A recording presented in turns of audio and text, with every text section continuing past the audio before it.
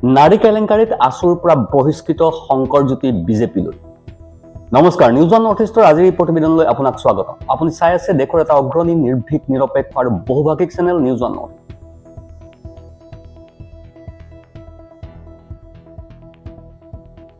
নাৰীজনিত কেলেংকাৰীৰ অভিযোগত সদৌ অসম ছাত্ৰ সন্থাৰ পৰা বহিষ্কৃত সংগঠনটোৰ প্ৰাক্তন সাধাৰণ সম্পাদক শংকৰজ্যোতি বৰুৱা অৱশেষত বিজেপিত যোগদান কৰে। তেওঁৰ লগতে আছুৰ বিভিন্ন পৰ্যায়ৰ কেইবাজনো নেতা সদস্যৰ উপৰিও চাহ জনগোষ্ঠী আৰু আদিবাসী সংগঠন আছা আচ্ছা গোৰ্খা ছাত্ৰ সন্থাৰ কেইবাজনো নেতাইও শাসক দলটোত যোগদান কৰে।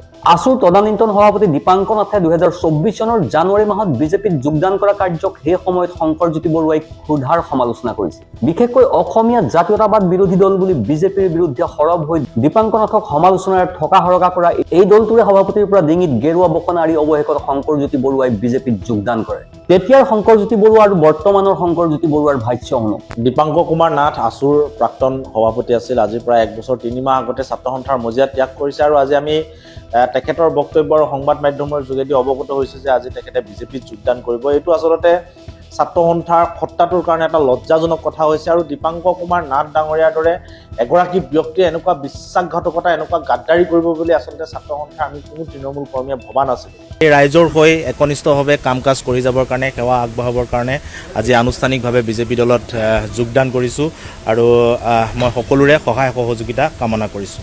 এতিয়া আচলতে ৰাইজে ছাত্ৰ সন্থাক প্ৰশ্নবান কৰিছে বিভিন্ন সময়ত। আমাৰ তৃণমূল কৰ্মীসকলে আমি সকলোৱে প্ৰশ্নৰ সন্মুখীন হৈছোঁ আৰু যিগৰাকী ব্যক্তিয়ে ডিঙিৰ ফুল ফুলাই কা আন্দোলনৰ সময়ত দল খুলিছিল, বিকল্প সন্ধানৰ কথা কৈছিল, সেইগৰাকী ব্যক্তিয়ে আজি পাভলুটি মাৰি বিজেপিত যোগদান কৰিছে। ইয়াতকৈ আচলতে জাতীয় গাদ্দাৰ আৰু কোনো থাকিব নোৱাৰে। গতিকে এইগৰাকী ব্যক্তি যিটো পাভলুটি মাৰিছে ইয়াৰ শিক্ষা নিশ্চিতভাৱে এটা সময়ত ৰাইজে দিব আৰু এই কথা বতৰাবিলাকে ছাত্ৰ সন্থাৰ গোটেই গাত কালিমা আনিছে। গতিকে এইগৰাকী ব্যক্তি বা এইগৰাকী ব্যক্তি আছু অবিহনে এগৰাকী শূন্য ব্যক্তি, প্ৰাক্তন ছাত্ৰ সন্থা বা প্ৰাক্তন আছু নেতা বুলি যদি তেখেতৰ এটা ডেজিগনেশ্যন নাথাকে তেনেহ'লে তেখেত এটা ডাঙৰ শূন্য। গতিকে এইগৰাকী ব্যক্তিক লৈ কোনো ধৰণৰ আচলতে আমি চৰ্চা কৰিব বিচৰা নাই। এইগৰাকী ইতিমধ্যে জাতীয় গাদ্দাৰ হিচাপে পৰিচিত হৈছে।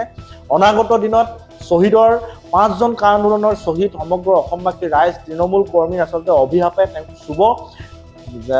জাতিৰ গাদ্দাৰ কৰি যদি তেখেতে গাদী ৰক্ষা কৰিব বিচাৰিছে, গাদীত বহিম বুলি ভাবিছে, এইটো তেখেতে ভুল ভাবিছে আৰু এই কথা বতৰাবিলাকে অনাগত দিনত তেখেতক খুলি খুলি খাব, এইটো এটা স্পষ্ট কথা।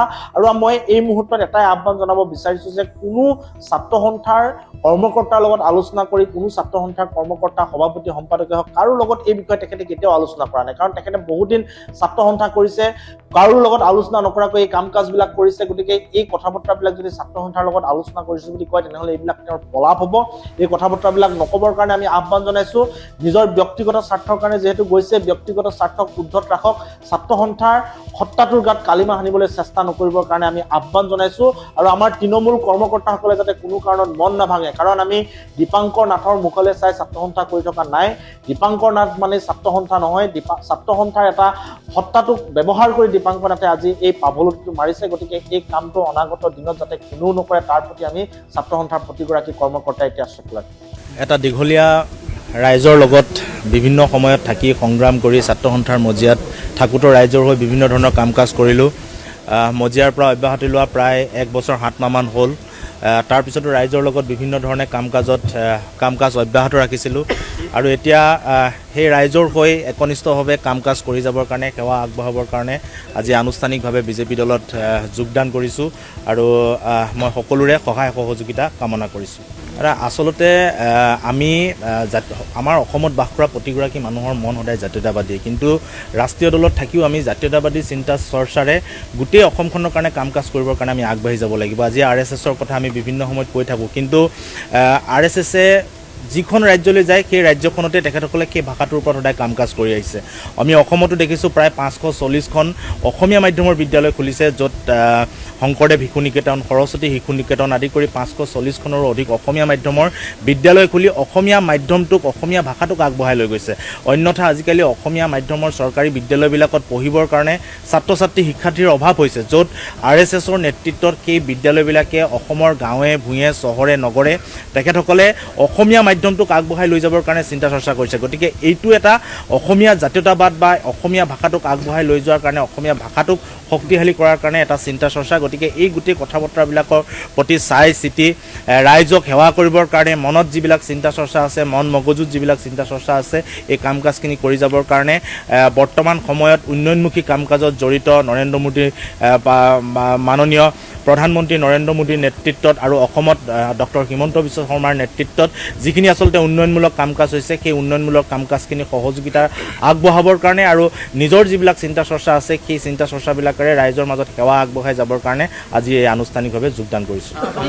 আচলতে ভাৰতবৰ্ষ বা অসম যিয়ে হওক, সকলো মানুহৰে বাক স্বাধীনতাৰ অধিকাৰ আছে। আপোনাৰো প্ৰশ্ন সোধাৰ যেনেকৈ অধিকাৰ আছে, মোৰো সেই প্ৰশ্নৰ উত্তৰ দিয়াৰ অধিকাৰ আছে, বা আন কাৰোবাৰ, যিহেতু মই ৰাজহুৱা ব্যক্তি হিচাপে ৰাইজে মোৰ কিছুমান ধনাত্মক কথা ক'ব, কিছুমান ঋণাত্মক কথা ক'ব, গতিকে সকলোবিলাক কথা বতৰা কোৱাৰ অধিকাৰ আছে। পৰহি সন্ধিয়া ৰাজ্যিক বিজেপিৰ মুখ্য কাৰ্যালয় বাজপেয়ী ভৱনত এক অনুষ্ঠানত শংকৰজ্যোতি বৰুৱাক বিজেপিৰ টুপি পৰিধান কৰাই দললৈ আদৰি আনে কেন্দ্ৰীয় ৰাজ্যিক মন্ত্ৰী পবিত্ৰ মাৰ্ঘেৰিটাই। দললৈ আদৰণি জনাই দিয়া ভাষণত বিজেপিৰ ৰাজ্যিক সভাপতি দিলীপ শইকীয়াই বৰুৱাক সমগ্ৰ অসমৰ এজন শক্তিশালী নেতা বুলি অভিহিত কৰে। তদুপৰি বিজেপিত যোগদানক লৈ তেওঁলোকে বহুদিনৰ পৰা যোগাযোগ চলাই আছিল বুলিও শইকীয়াই উল্লেখ কৰে।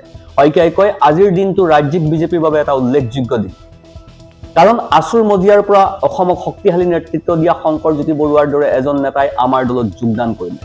তেওঁৰ লগতে আছুসহ অন্যান্য কেইবাটাও ছাত্ৰ সংগঠনৰ 40ৰো অধিক লোকে বিজেপিত যোগ দিয়ে।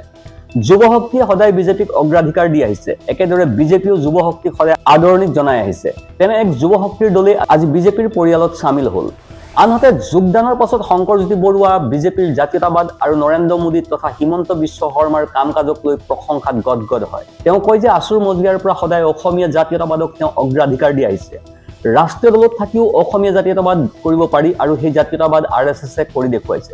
কাৰণ অসমত RSSে শংকৰদেৱ শিশু নিকেতনকে ধৰি অসমীয়া মাধ্যমৰ বিভিন্ন শিক্ষানুষ্ঠান পৰিচালনা কৰি আহিছে। আনহাতে প্ৰধানমন্ত্ৰী মোদী আৰু মুখ্যমন্ত্ৰী শৰ্মাই উন্নয়নমুখী ৰাজনীতি কৰা বুলিও তেওঁ মন্তব্য কৰে।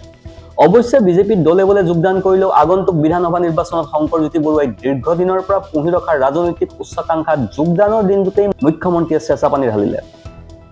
এই যোগদানক লৈ মুখ্যমন্ত্ৰীয়ে নলবাৰীত সংবাদ মাধ্যমৰ আগত কয়, শংকৰজ্যোতি বৰুৱাই সেই সময়ত যোগদান কৰিছে, গতিকে তেওঁ এইবাৰ টিকট আশা কৰিব নালাগে, দলৰ হৈ কাম কৰক, এইবাৰ টিকটৰ বাবে আশা নকৰিব। প্ৰাক্তন আছু নেতাজনে দুলীয়াজান সমষ্টিত বিগত কেইবামাহ ধৰি সক্ৰিয় ভূমিকা গ্ৰহণ কৰি আহিছে।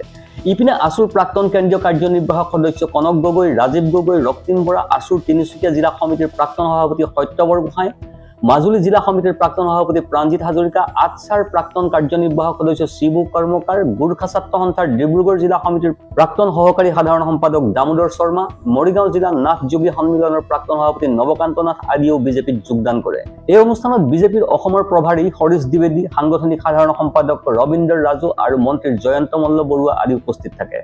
Bureau report, news one north east.